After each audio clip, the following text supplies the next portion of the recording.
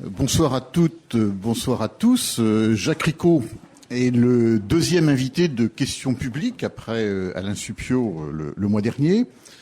Questions publiques, vous le savez, est un cycle de rencontres co-organisé par le CCO, le Centre de communication de l'Ouest, nous sommes là ce soir, par le Conseil de développement de Nantes Métropole et par la revue Place Publique. Jacques Ricot est notre invité ce soir pour son dernier livre, Éthique du soin ultime. Jacques Ricot est philosophe. Il est devenu un spécialiste reconnu des questions de bioéthique. Il assure un cours de bioéthique au département de philosophie de l'Université de Nantes. Il est très fréquemment consulté par toutes sortes de commissions. Ça a été notamment le cas dans le cadre de la préparation de la loi Leonetti, mais on en reparlera. Il est membre du groupe nantais d'éthique dans le domaine de la santé, je lis parce que c'est une appellation un peu compliquée, rattaché au CHU de Nantes. Ce livre, Éthique du soin ultime, dont je ne peux que vous conseiller la lecture et que vous trouverez à la sortie de la salle, est un recueil d'articles. D'ailleurs, le premier des articles publiés dans ce livre est un article qui avait d'abord été écrit pour notre revue, Place Publique. Je vous en remercie. Un recueil d'articles, de conférences, d'interventions de toutes sortes, qui montre que Jacques Ricot n'est pas un philosophe en chambre. C'est quelqu'un qui met son savoir philosophique et sa le terme de savoir est insuffisant, sa pratique philosophique, je dirais, au service de la réflexion collective. Alors, il peut y avoir quelque chose de surprenant à inviter quelqu'un à nous parler du statut du mourant dans une rencontre qui s'appelle Questions publiques. Qu'y a-t-il de plus intime, de plus privé, en somme, que la mort? Ce serait oublier que nous légiférons sur la fin de vie, que les questions de fin de vie et plus généralement les questions de bioéthique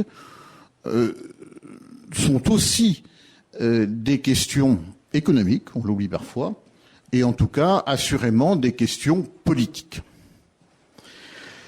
Nous allons procéder ce soir comme nous avons pris l'habitude de le faire, c'est-à-dire que pendant une petite heure, nous aurons une conversation sous vos yeux et sous vos oreilles qui permettra à Jacques Ricot de développer quelques-uns des thèmes abordés dans son livre. Et dans un deuxième temps, bien sûr, la salle aura la parole. Je sais qu'il y a des gens qui sont particulièrement soucieux d'intervenir. Je vois par exemple au premier rang Catherine Maillot, qui est membre du Conseil de développement et qui par ailleurs est infirmière ayant travaillé dans des services de soins palliatifs et qui vous a lu, m'a-t-elle dit, avec un intérêt tout particulier.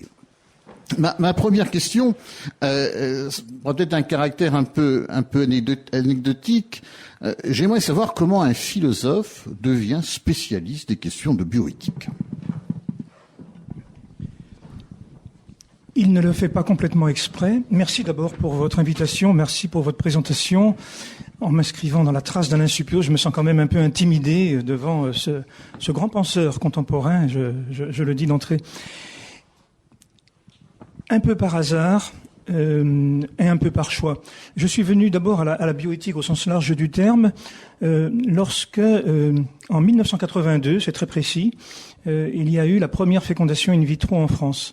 Et j'ai eu l'intuition très forte, immédiate, que quelque chose de très important se jouait en termes de tournant civilisationnel dans la manière de concevoir les enfants. J'ai tout de suite compris qu'il n'était pas question, à travers cette innovation technoscientifique, uniquement de porter remède à la stérilité de certains couples. J'ai tout de suite compris que nous étions en train de muter puisque nous étions capables de mettre la main sur l'origine de la vie, que nous étions capables de désexualiser l'origine et par conséquent qu'allait s'ouvrir devant nous un nombre illimité de nouvelles pratiques et par conséquent de nouvelles questions. Ça a été ça le déclencheur. Il y a eu également les réactions de Jacques Testard immédiatement, l'un des deux pères du premier bébé pauvette français, qui sont venus me conforter dans cette idée. Et il se trouve que, vous me faites parler un peu biographie, il se trouve que le rectorat de l'Académie de Nantes m'avait confié au début des années 90, le soin d'organiser la formation des professeurs de philosophie et de sciences et vie de la Terre autour de ces questions émergentes, inédites. En me donnant des moyens, j'avais pu travailler donc avec et faire venir Catherine Labrusse-Rioux, qui était la grande dame à ce moment-là, et qui l'est toujours d'ailleurs, du droit de la personne en France, qui était la juriste du Comité consultatif national d'éthique, Jacques Testard lui-même et quelques autres. Et donc, cela m'a mis le pied à l'étrier pour les questions de bioéthique. Et puis alors, par contre, le début de la vie, ça n'est pas la même chose que la fin de la vie, mais il se trouve que ces champs-là sont relativement conjoints, assez souvent, pas toujours, et que, alors là, du coup, c'est le hasard. J'ai remplacé un collègue défaillant pour un cours qu'il ne pouvait pas donner au diplôme universitaire d'Angers, c'était en 1992, diplôme universitaire de soins palliatifs. Je me suis intéressé à ce que faisaient les gens que j'avais en face moi. J'ai réfléchi, j'ai travaillé, j'ai même été sur le terrain, j'ai lu, et puis, alors là, vraiment, sans l'avoir fait vraiment exprès, on m'a sollicité d'un peu partout, et je suis devenu ce que je n'avais pas cherché à devenir, c'est-à-dire, en effet, quelqu'un d'assez souvent sollicité. Peut-être que c'est l'article que j'ai commis dans la revue Esprit en novembre 2000 qui m'a valu aussi cette sorte de reconnaissance nationale, et même quelquefois un petit peu au-delà, parce que j'avais analysé avec les méthodes auxquelles j'étais habitué, moi, dans mon enseignement de professeur de classe préparatoire, ce texte qui était bizarrement rédigé, maladroitement rédigé. Et qui, rappelez-nous de quel texte vous parlez. Ce texte, c'était le texte sur la fin de vie, l'avis numéro 63, je l'ai en mémoire, de mars 2000 exactement, et qui avait fait couler beaucoup de salive parce qu'il avait avancé une notion dont on s'est aperçu aujourd'hui qu'elle était absolument impraticable, la notion d'exception d'euthanasie. Donc voilà, c'est peut-être cet élément de biographie que vous vouliez que je restitue ici et que je n'avais pas songé dans ma tête à dire à tout le monde, parce qu'au fond, c'est pas ça qui est intéressant, c'est pas ma vie personnelle qui est intéressante. C'est les idées peut-être que nous allons examiner. Nous allons y venir. Vous allez me dire si je vous ai bien lu, il me semble que le concept central de ce livre est celui de dignité. Vous expliquez que la dignité n'est pas une qualité qui serait liée à un état de santé ou un état de plus ou moins grande lucidité, mais que la dignité réside dans le fait même d'être un humain. Alors, ce n'est pas le seul concept qui non, je dis soit le concept central. Oui, vous dites central, je suis même pas sûr. Je pense que pour moi, le concept de liberté est également décisif. Oui. Et alors, puisque vous choisissez de me dire que c'est le concept de dignité qui vous a paru central, je l'admets volontiers. C'est le lecteur finalement qui décide. Alors, c'est un mot qui, en effet, est revêtu d'un flou extraordinaire dans les discussions publiques. Et il me semble que la tâche de la philosophie, c'est Socrate qui nous l'a enseigné il y a bien longtemps, c'est d'essayer de mettre de l'ordre dans les concepts qu'on utilise. Et avant même de se prononcer sur ce que serait la dignité, je crois qu'il faut prendre acte d'un usage polysémique. Et je dirais que d'ailleurs, l'usage de la langue est parfaitement légitime. On a le droit d'utiliser les mots avec les définitions que l'on a établies. Ce qui est douteux, c'est lorsque l'on passe d'une définition à l'autre sans prévenir. Alors donc, puisque vous m'y invitez, je dirais que le sens régulateur, le sens principiel, au sens principal si vous préférez, si vous n'aimez pas trop les mots jargonnants, c'est le sens tout simplement que l'on trouve dans la Déclaration universelle des droits de l'homme, celle de 1948, qui, contrairement à celle de 1789, installe le mot de dignité et au singulier en position de pilotage général de l'édifice. Quand vous regardez le tout début du préambule, vous avez la formule suivante, considérant la dignité inhérente à tous les membres de la famille humaine. Donc le premier mot qui apparaît ici, c'est la dignité. Et il est ajouté aussitôt que cette dignité est le fondement des trois autres grandes valeurs qui vont permettre ensuite de décliner la totalité des droits de l'homme, et ce sont la liberté, la paix et la justice. Autrement dit, la dignité est placée ici en position de fondation. Et vous retrouvez la même indication dès l'article 1er, puisqu'il est calqué sur 89 avec une modification qui est de taille. Tout le monde le connaît par cœur, cet article 1er de 89. Tous les hommes naissent libres et demeurent libres et égaux en droit. Or, en 48, on va ajouter en dignité et en droit. On va intercaler le mot de dignité. Alors, pourquoi ? Il faudrait prendre le temps d'un développement quasiment historique, mais parce qu'on s'est aperçu au sortir de la Deuxième Guerre mondiale qu'il fallait reconstruire notre édifice juridique sur des bases peut-être un peu plus solides que celles que l'on avait jusqu'à présent admises. Et par exemple, la liberté n'est pas suffisante pour fonder le vivre ensemble. Elle est nécessaire, bien entendu, mais la dignité, c'est-à-dire le fait de reconnaître, alors voilà la définition, une valeur absolue, inconditionnelle, inaliénable, inaltérable à tout être humain, quel qu'il soit, quel que soit son état, quelle que soit sa déchéance, et j'ajoute, quelles que soient les défaillances morales dont il a pu se rendre coupable, eh bien cet homme est toujours un être digne parce que appartenant à l'humanité. Il n'y a pas à en dire beaucoup plus. Alors, je ne vais pas ici vous détailler les choses en vous disant que nous trouvons, entre autres, mais pas seulement, dans la philosophie de Kant, un certain nombre de références. Et d'ailleurs, les déclarants de 1948 s'étaient référés très directement à ce grand philosophe des Lumières de la fin du XVIIIe siècle. Donc, ce sens-là, il est au fond, attaché à cette valeur. La difficulté est que dans l'usage parfaitement légitime, il y a aussi un deuxième sens qui consiste à dire on est plus ou moins à la hauteur, on est plus ou moins en conformité avec une norme donnée. Je suis plus ou moins digne si, par exemple, je m'habille plus ou moins correctement. Si j'étais venu vous faire cette conférence en pyjama, vous auriez dit il manque un peu de dignité, ce conférencier-là, parce que c'est pas le lieu, quoi. Hein, voilà. Donc, il y a des normes à respecter. Et en ce sens, on peut dire qu'on est plus ou moins digne. Alors que dans le premier cas, on ne peut pas dire qu'on est plus ou moins digne. C'est pas un concept qui reçoit une mesure quantitative. Dans le premier cas, vous voyez bien qu'il est qualitatif. Mais alors, vous comprenez aussi que cette dignité, dans ce deuxième sens, elle peut signifier que je ne suis plus en conformité avec un standard, avec une norme déterminée. Il vaut mieux être en bonne santé qu'en mauvaise santé. Il vaut mieux, en général, être jeune que vieux. Il vaut mieux présenter physiquement un certain nombre de capacités, de qualités. Et donc, vous voyez qu'on va ici faire jouer un curseur. Les deux sens sont légitimes. La seule chose que dit le philosophe ici, c'est ne mélangeons pas les deux sens. Et quand nous parlons de dignité de l'être humain, c'est évidemment au premier sens que nous nous référons prioritairement, fondamentalement.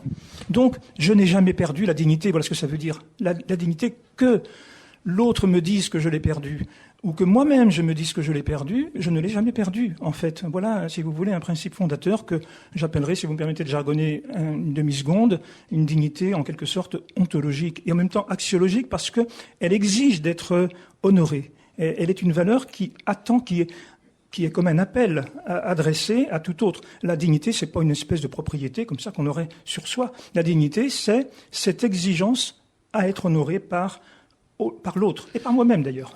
Vous avez une formule que je trouve un peu énigmatique. Vous écrivez « La dignité ne se prouve pas, elle s'éprouve ». Alors, je ne pense pas avoir dit « elle s'éprouve ». Vous allez me dire la page. Mais elle se prouve pas, page oui. 94. Elle ne se prouve pas au sens où elle ne se démontre pas. Parce que elle est, si vous voulez, une fondation j'allais dire axiomatique. Elle est ce sans quoi les autres valeurs, c'est un peu le principe d'une déclaration, justement. Elle se déclare, voilà le mot juste à mes yeux, elle se déclare. Donc, si elle s'éprouve, c'est parce qu'elle doit être honorée. Je ne vois pas autre chose que cela à donner comme signification de cette formule. En tout cas, elle ne se prouve pas. Oui, je vous l'accorde volontiers. Elle est ce sans quoi je ne peux rien prouver. C'est-à-dire que si vous l'enlevez, tout le reste de l'édifice, à commencer par celui de la Déclaration des droits de l'homme, s'écroule. Si on commence à dire qu'il y a des humains qui n'ont pas de dignité, ou, pour le dire autrement, dont la vie n'est pas digne d'être vécue, formule terrible employée par les nazis par exemple, et on s'en souvenait en 48 naturellement, eh bien, du même coup, nous ne pouvons plus justifier l'éthique de nos démocraties. Au fond,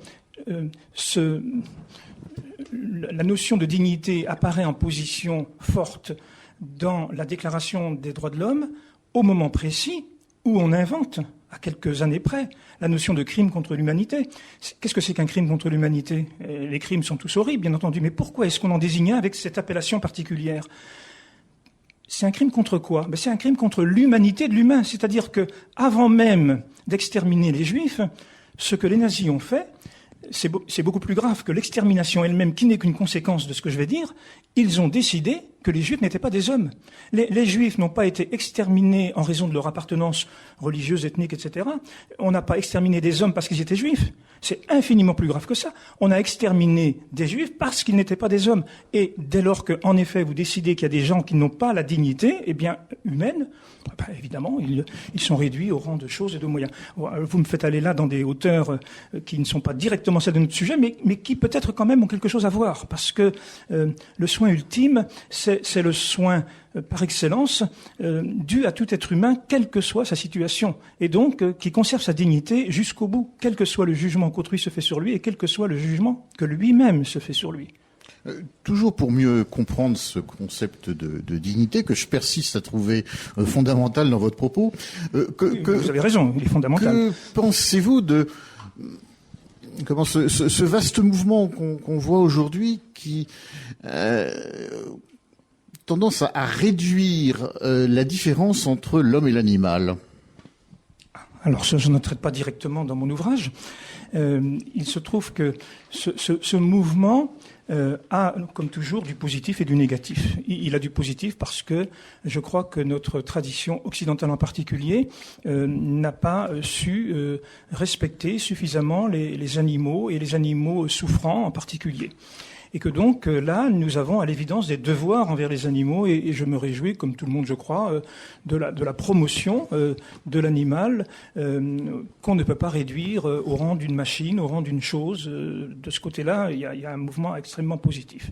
Mais comme souvent, quand on était trop loin dans un sens dans l'histoire, le contre-mouvement pendulaire, si je puis dire, fait que nous courons peut-être aujourd'hui quelques risques, et je m'en aperçois quand je discute avec certains publics, jeunes en particulier, qui me disent « mais l'homme est un prédateur et par conséquent il doit expier, et donc moi si je vois, il y en a un qui m'a sorti ça un jour, si je vois un animal, un chien se noyer dans la Loire et un humain, je prendrais peut-être le chien parce que les humains, il n'y a pas de raison, on est tous des vivants de la même façon. » C'est là qu'il y a évidemment un péril, un danger, parce que en élevant l'animal un peu trop haut et à la hauteur de l'homme, on ne se rend pas compte que on descend l'homme peut-être aussi au niveau de l'animal. Et quoi que l'on fasse et quoi que l'on dise, je maintiens qu'il y a une différence ontologique entre l'homme et l'animal. Donc il se pourrait que la promotion de la défense de l'animal, chez certains, pas chez tous bien entendu, mais s'accompagne d'une dévaluation du respect dû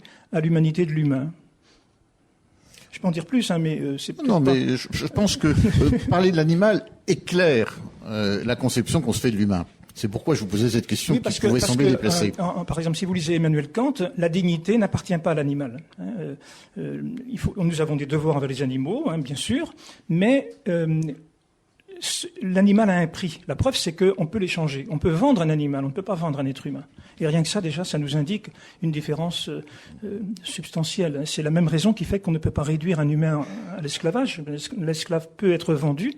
L'esclave, comme l'animal, comme les meubles, comme les choses, ont un prix, donc une valeur relative, c'est-à-dire qu'on peut mettre en relation avec autre chose qu'elle-même. Je peux dire que 2 chaises égale une table, par exemple, alors que la valeur de l'être humain, elle est absolue. Et nous retrouvons notre distinction du qualitatif et du quantitatif de tout à l'heure. Et l'animal reste quand même du côté des biens. D'ailleurs, le juriste ne dit pas autre chose. Donc, puisque je peux vendre un animal, je vois quand même la différence. Alors venons-en à des questions plus directement actuelles pour lesquelles le public s'est probablement déplacé. J'observe que votre livre est préfacé par Jean Leonetti. On parle de la loi Leonetti. Vous la résumez, me semble-t-il, en une formule forte: accepter la mort, refuser le meurtre. Oui, c'est une formule un peu vive, parce que la première partie est sans doute la plus importante. Accepter la mort, c'est précisément ce que nous ne savions peut-être plus très bien faire, je dirais depuis quelques décennies.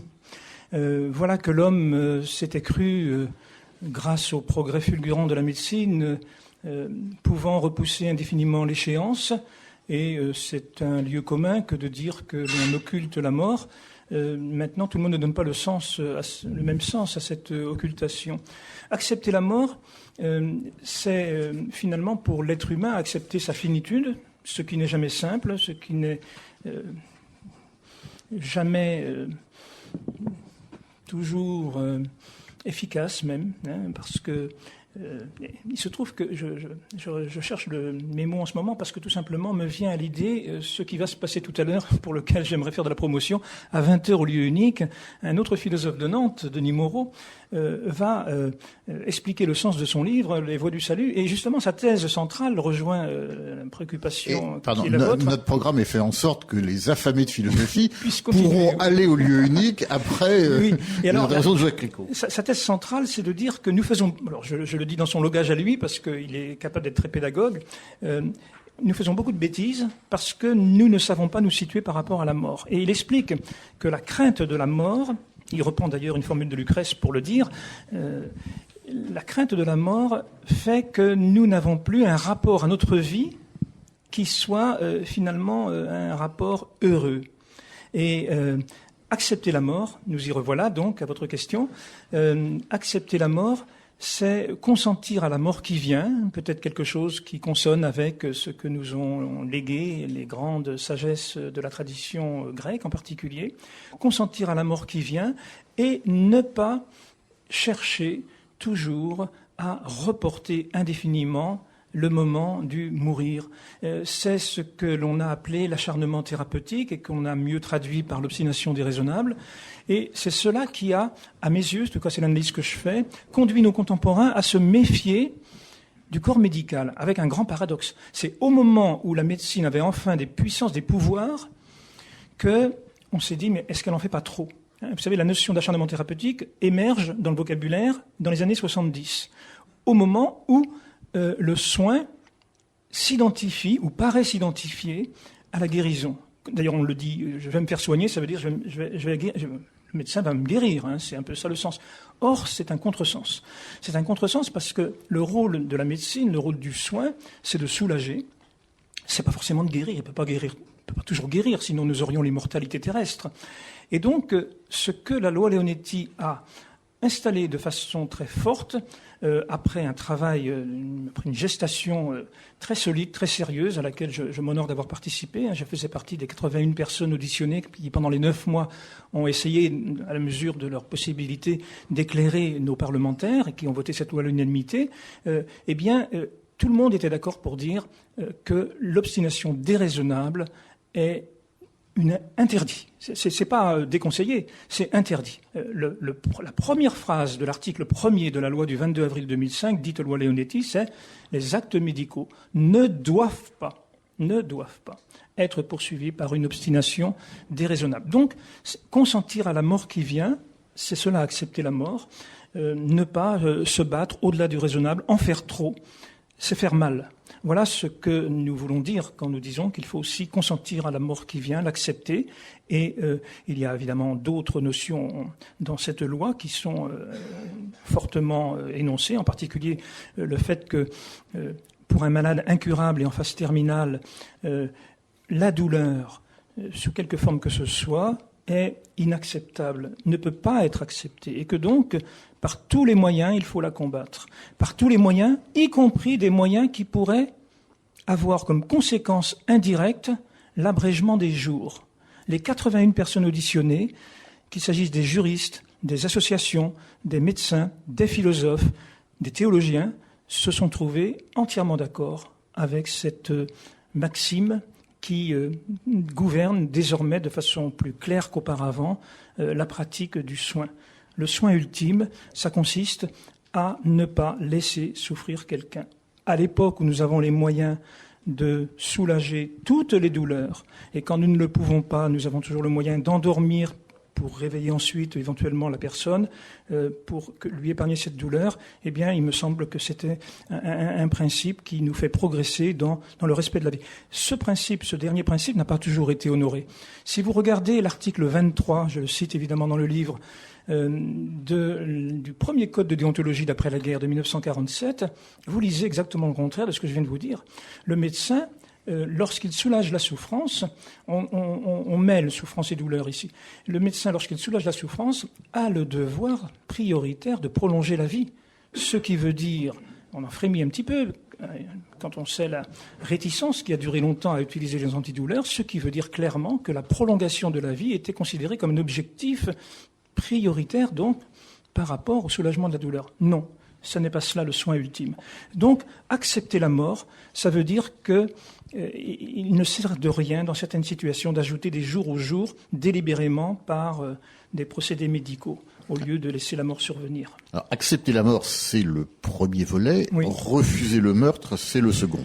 Alors, c'est celui qui a fait le plus de bruit, puisqu'en effet, le législateur n'a pas souhaité franchir ce pas que 3 seuls pays au monde ont franchi à l'heure où je vous parle, celui de donner aux médecins le pouvoir de faire mourir. Donc, pour l'instant, il n'y a que le Benelux qui est dans cette logique-là. Il y a bien sûr des pays où le suicide assisté est possible.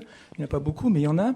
Mais dans ces pays-là, d'ailleurs, ce qui veut être signifié par cette possibilité de donner du suicide assisté, c'est que justement le médecin ne doit pas donner la mort. Qu'à la rigueur, il peut, et encore c'est le cas seulement dans les 3 États des États-Unis, ce n'est pas le cas en Suisse exactement, le médecin peut laisser à disposition un poison que le malade utilisera ou n'utilisera pas.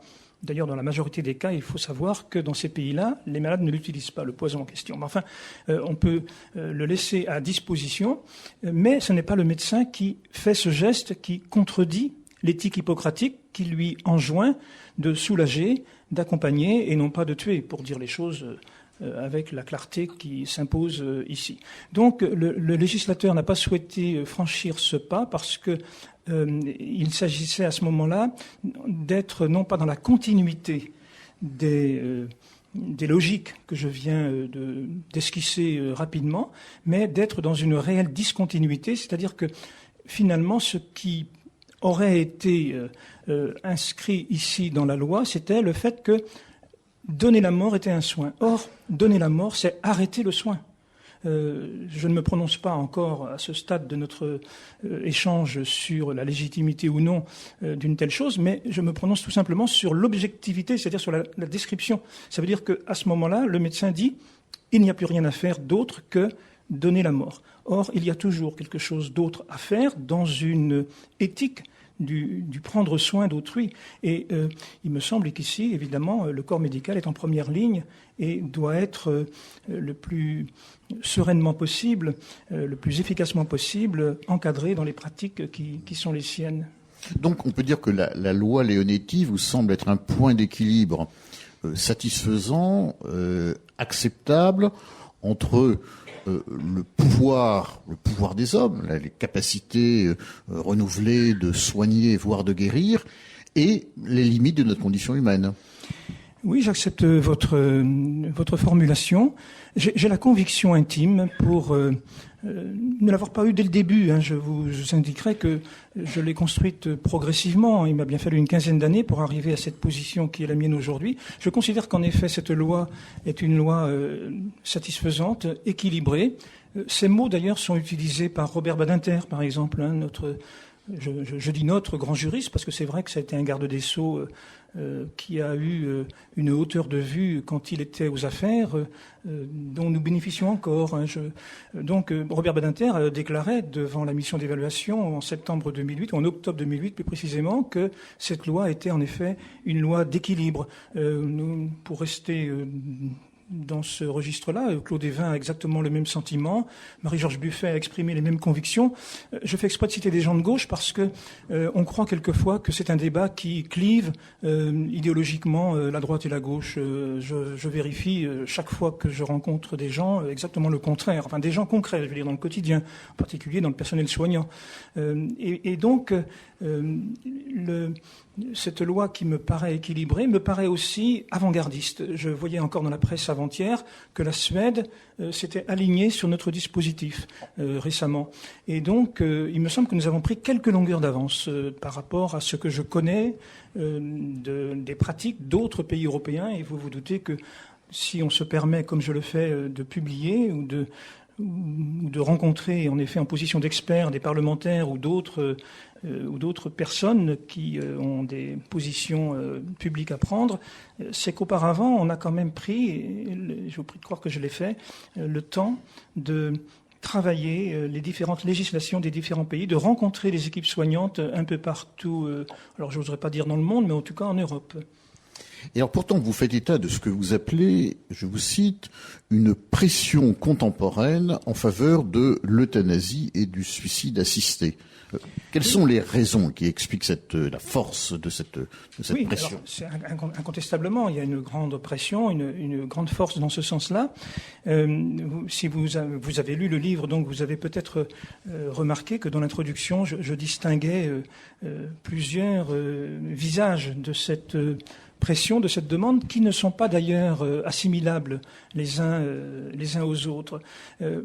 Pour une grande part même, il y a le souvenir d'expériences plus ou moins bien vécues d'accompagnement de proches.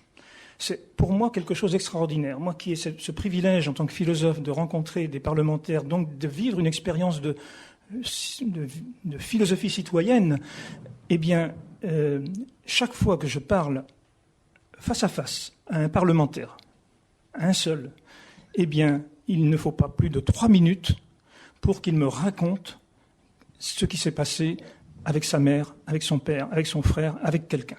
C'est-à-dire qu'on est tous les mêmes, et c'est réjouissant d'ailleurs de savoir que nos parlementaires sont comme nous de ce point de vue-là. Nous sommes marqués et parfois traumatisés par des expériences plus ou moins bien réussies de fin de vie de nos proches. Et bien souvent, ce sont ces expériences qui vont déterminer ensuite des postures ou des positions qui vont être prises.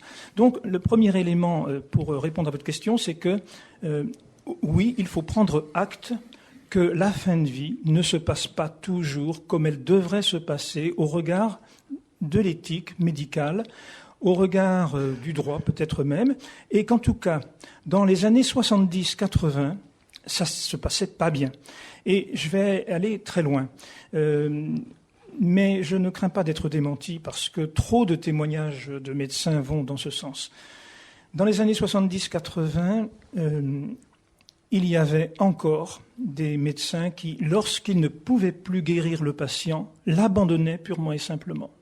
Laissaient les infirmières seules ou les aides-soignants aller dans les chambres, ne rentraient plus dans les chambres, abandonnaient.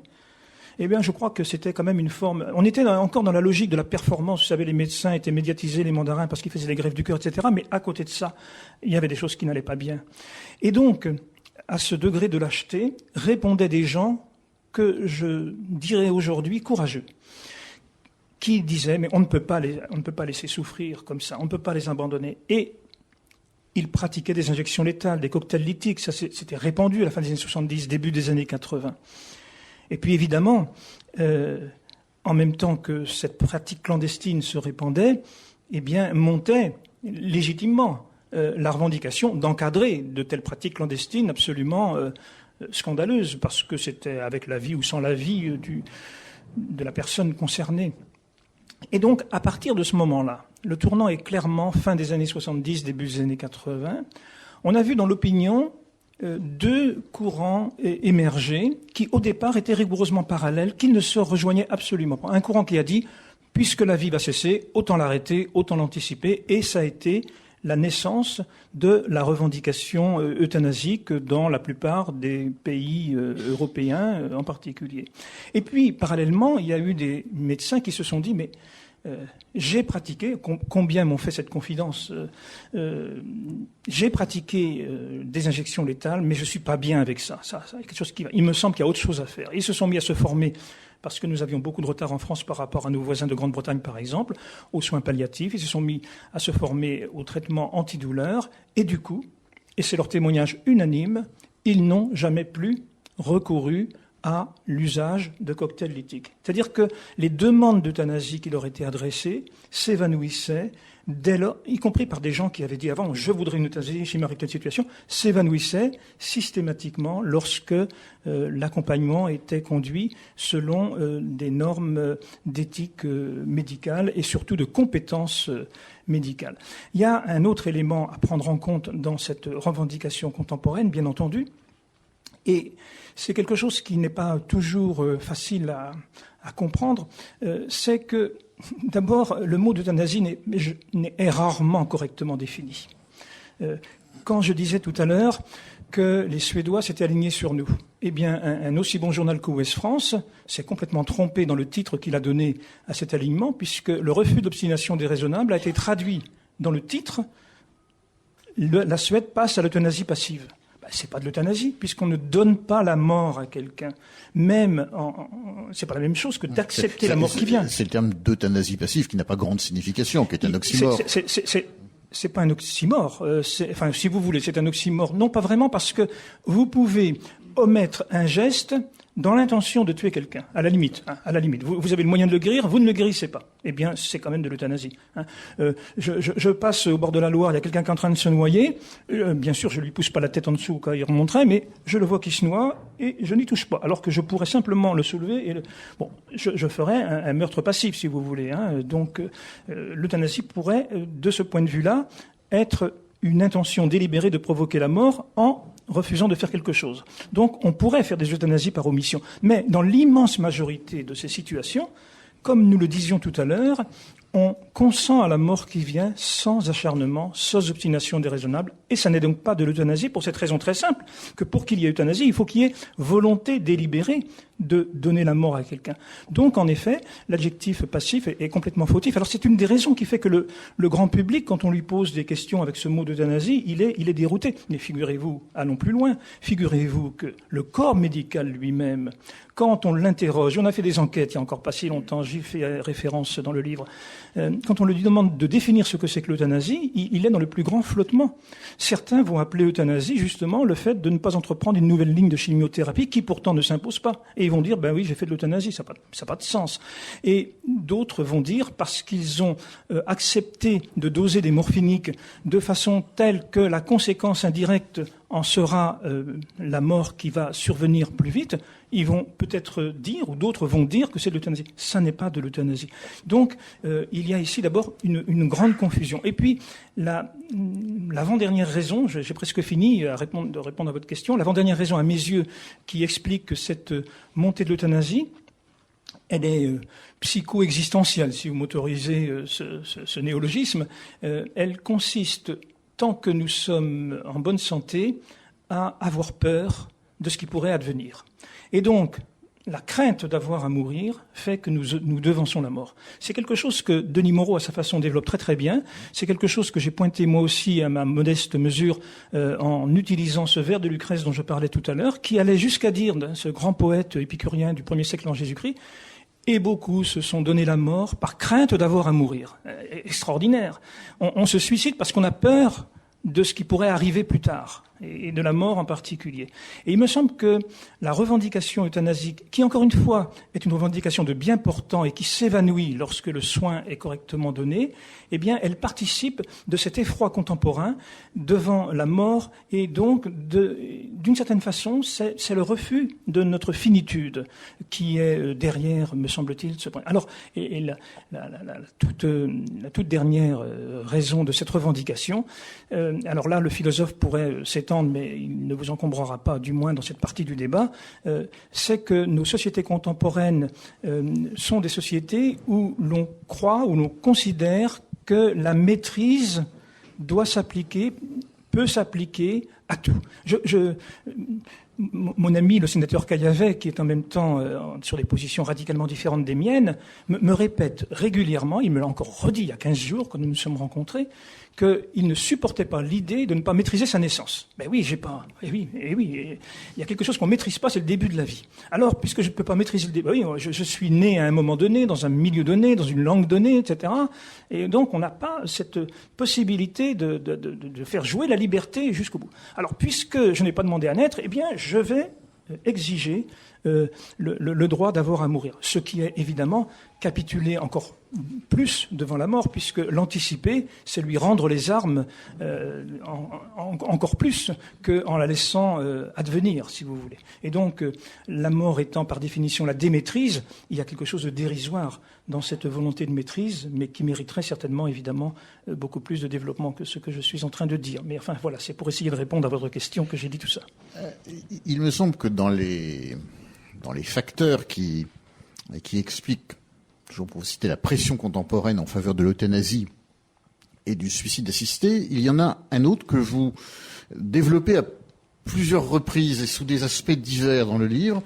Je vous cite, à la fin, vous parlez de la tentation de la réduction de la personne à son utilité. Ailleurs, vous parlez de l'individualisme libéral effréné. Et il y a dans un article d'ailleurs inédit qui est publié donc pour la première fois dans ce livre, il y a une forte charge contre une certaine gauche qui aurait il y a un texte où vous demandez l'euthanasie est-elle de gauche, et ça rejoint d'ailleurs. Moi, j'ai été très très frappé à un certain nombre d'échanges que nous avons eus ici même le mois dernier avec Alain Supiot, qui dans un champ très différent ne dit pas autre chose. Dit les conceptions libérales, les conceptions utilitaristes ont largement gagné certains secteurs de la gauche. Incontestablement.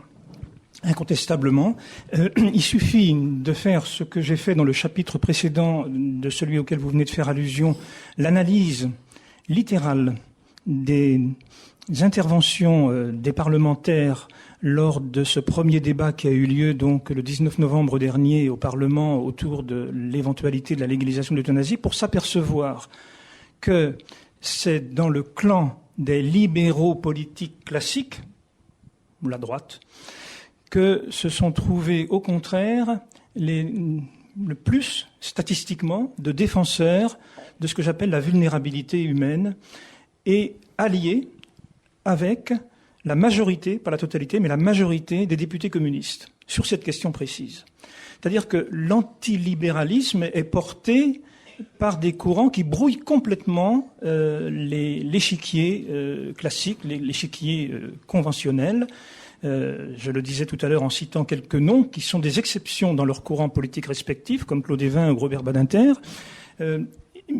et qui démontrent... Alors il y a même un endroit, c'est ce que je dis dans le livre, il y a même un endroit où un député s'étonne de cette nouvelle partition et qui dit, mais enfin, je comprends pas. Enfin, c'est Manuel Valls, je crois qu'il dit, je comprends pas. Pourquoi la droite ne suit pas ma proposition alors que moi je défends quelque chose de libéral? Il le dit en toutes lettres, il le dit explicitement. Alors, moi je suis un libéral au sens du libéralisme politique, je me méfie évidemment du libéralisme économique, enfin je dis évidemment, c'est pas peut-être que tout le monde ici, mais c'est mon cas en tout cas. Mais il y a un autre libéralisme qui nous vient d'une certaine gauche américaine, je dis bien d'une certaine gauche américaine, et qui est ce que j'appelle le libéralisme anthropologique, qui consiste à dire que il y a une plasticité humaine dont nous avons la maîtrise et dont nous pouvons faire en quelque sorte ce que nous voulons. Je suis propriétaire de mon corps, répétera ce courant, et qui voudra légaliser de la même façon la toxicomanie, la prostitution, etc. Et donc on a le débat sur les mères porteuses. Alors, si vous voulez un débat sur les mères porteuses, alors je suis tout à fait prêt. Non, mais il nous faudra autant de temps que ce soir, mais c'est du même ordre. Et d'ailleurs, vous avez observé que le débat sur les mères porteuses est en train, lui aussi, de brouiller complètement les cartes. Au Sénat, 2 propositions de loi en faveur de la légalisation des mères porteuses sont déposées dans les mêmes termes. C'est une grande première. On n'avait jamais vu ça encore dans l'histoire parlementaire de la Ve République, et peut-être même avant, par la droite et par la gauche. Un texte pour la légalisation. Et puis, si vous suivez un peu l'actualité, vous aurez repéré qu'il y a à droite, par exemple, des farouches partisans de la légalisation des mères porteuses, premier rang desquels la secrétaire actuelle au gouvernement, secrétaire d'État à la famille, et vous avez en face ma collègue philosophe avec qui je m'entretiens parfois, Sylviane Agacinski, dont chacun sait peut-être qu'à la ville elle est Madame Jospin. Eh bien, Sylviane Agacinski qui, au contraire, voit ici une marchandisation des corps dangereuse au nom d'une liberté, au nom d'une compassion, au nom d'une générosité, au nom de valeurs qui sont précisément celles que j'appelle une anthropologie libertaire, libérale libertaire, si vous voulez. Et alors, je peux comprendre qu'historiquement, ce courant soit porté, par exemple, par la tradition radicale française, qui a toujours été très méfiante, très suspicieuse vis-à-vis de l'empiètement de tous les pouvoirs sur l'individu. Je peux comprendre qu'il y ait une logique dans un courant politique comme celui-là. J'avoue moins le comprendre au sein de la social-démocratie traditionnelle et de son héritage historique en particulier. Et c'est la raison pour laquelle, à mon avis, une Marie-Georges Buffet, avec laquelle je me suis personnellement entretenu de ces questions, est si hargneuse contre ce qu'elle considérait comme des dérives. Je lui faisais remarquer d'ailleurs que ce n'était peut-être pas un hasard si, au temps où elle était elle-même aux affaires, elle avait lutté avec beaucoup d'énergie et je crois d'efficacité contre la banalisation du dopage. Peut-être que nous sommes ici dans le même registre. Mais après tout, un coureur cycliste, et j'en connais, peut dire je fais ce que je veux de mon corps. Pourquoi est-ce que la société se permet de venir empiéter sur moi? Et alors ici, au fond, c'est toujours la même chose. Est-ce que la liberté doit l'emporter sur la vulnérabilité? Est-ce que la liberté, conçue comme expansion indéfinie de mes droits, n'est pas en train de corrompre le lien social lui-même, c'est-à-dire ce qui fait que je ne suis pas dans une société atomisée qui ne serait faite que de la coexistence pas forcément très pacifique des libertés, mais qui serait rien d'autre donc que la satisfaction non différée de l'ensemble de mes désirs. Est-ce qu'il n'y a pas quelque chose de cet ordre-là, et nous sentons bien que c'est en même temps philosophique et politique, qui doit être interrogé dans la dynamique même de nos sociétés? Un des aspects les plus salubres de votre livre, je trouve, c'est la dénonciation de l'atmosphère compassionnelle dans laquelle nous vivons, largement portée par ce que vous appelez la tyrannie médiatique. Et il y a un passage que j'ai trouvé particulièrement éclairant où vous opposez, ou du moins vous distinguez, l'homme compassionnel de l'homme compatissant. Oui, vous avez remarqué que j'ai choisi comme premier épigraphe de mon texte un passage de Georges Bernanos. Alors Bernanos est une figure assez controversée. Il a évidemment été un peu dans tous les sens à certains moments de son existence. Mais il lui est arrivé de ne pas se tromper. Je pense, par exemple, c'est un des premiers intellectuels qui, immédiatement, dès juin 1940, s'aligne sur la position du général de Gaulle. Ils ne sont pas nombreux, les intellectuels et les autres, à l'avoir fait.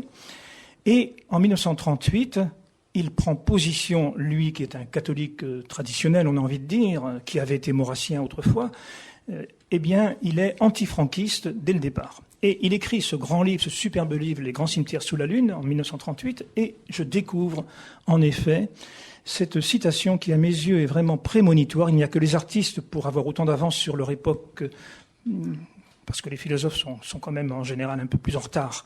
Il n'y a que les grands artistes donc pour nous dire là où nous allons, là où nous sommes. Et voulez-vous que je cite la phrase? Pourquoi pas. Il y aurait tant à dire de la pitié. Les esprits délicats jugent volontiers de la profondeur de ce sentiment aux convulsions qu'il provoque chez certains apitoyés. Or, ces convulsions expriment une révolte contre la douleur assez dangereuse pour le patient, car elle confondrait aisément dans la même horreur la souffrance et le souffrant. Certaines contradictions de l'histoire moderne se sont éclairées à mes yeux dès que j'ai bien voulu tenir compte d'un fait qui d'ailleurs crève les yeux. L'homme de ce temps a le cœur dur et la tripe sensible. Comme après le déluge, la terre appartiendra peut-être demain aux monstres mous.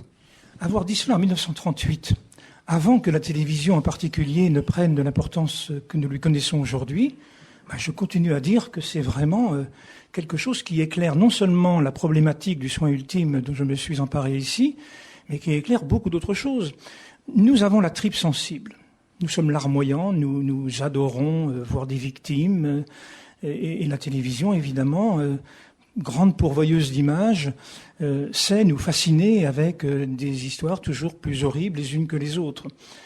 Mais au moment où nous avons la tripe sensible et où, sans le détour, sans la médiation de la réflexion, nous considérons que nos réflexes compassionnels doivent prendre le pas sur nos réflexions et nos attitudes compatissantes, eh bien nous avons le cœur dur. Vous savez, je sors ça tout à trac parce que ça me vient, je ne l'ai pas dit dans le livre, mais j'ai été marqué un jour, indélébilement, par le Téléthon. Voilà qu'on nous apitoyait, et à juste titre, sur les douleurs provoquées par des maladies graves dont sont atteints en particulier des enfants. Et devant l'enfant, quelqu'un a dit « il n'aurait jamais dû naître ». Devant l'enfant. Vous vous rendez compte de la vie qu'il a. Et je me suis dit, mais celui-là qui veut nous prendre notre argent pour faire de la recherche généreuse, il est dans la compassion. Ça faisait 2 heures qu'il nous tenait des discours comme ça. Mais celui-là, il a un cœur d'une dureté extraordinaire.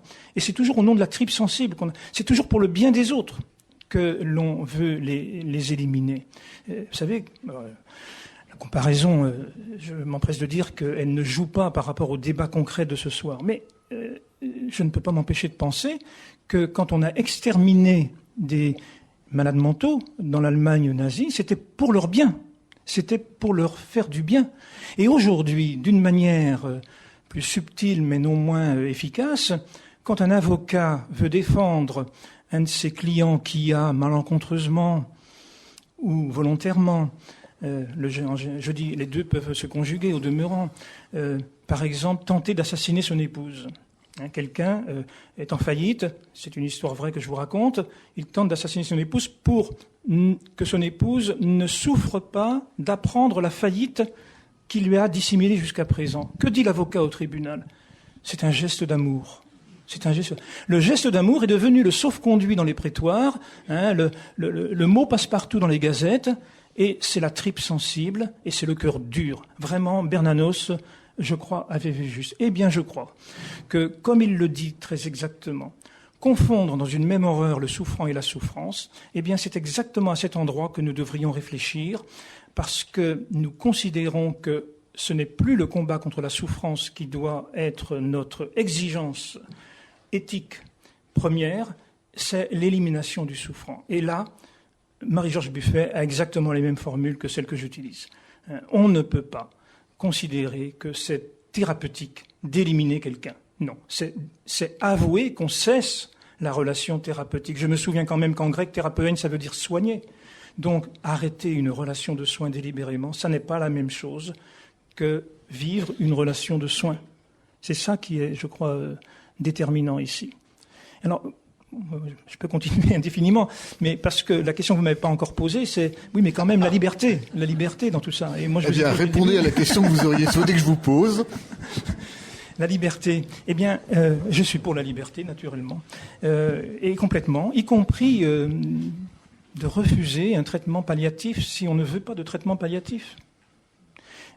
Refuser un traitement curatif, c'est admis. On ne peut pas faire intrusion dans le corps d'autrui contre sa volonté. On va très loin en disant ça.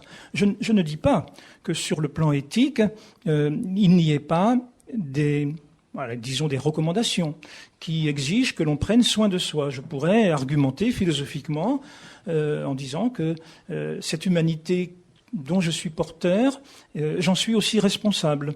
Et que ce que je me fais à moi-même, je le fais à l'humanité que je porte en moi. Je pourrais, dans cette direction, dire que il y a comme une sorte de devoir de prendre soin de soi. Mais je n'irai même pas jusque-là parce que je peux admettre que, ultimement, chacun est juge de ce qu'il considère comme pouvant être assumé dans ce que l'on fait avec et de son corps.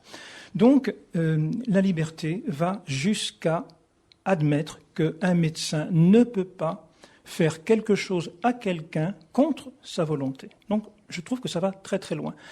Est-ce que la liberté pourrait un jour consister à exiger d'autrui qu'il fasse quelque chose sur moi? Là, nous voyons que nous sommes dans une toute autre logique. Et c'est plus de la liberté, puisque c'est une liberté qui exige d'autrui quelque chose.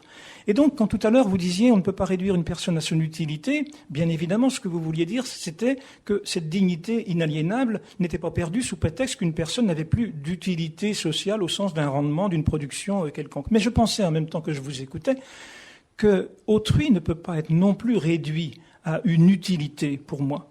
Si l'autre n'est pas autre chose qu'un prestataire de service qui devrait exécuter mes consignes ou parce que ce serait ma liberté, j'y vois d'abord une contradiction logique. C'est-à-dire que cette liberté qui a besoin d'autrui pour s'exercer, il y a déjà quelque chose qui est contradictoire puisque c'est toujours la liberté d'un libertaire, d'un individualiste qui s'exprime.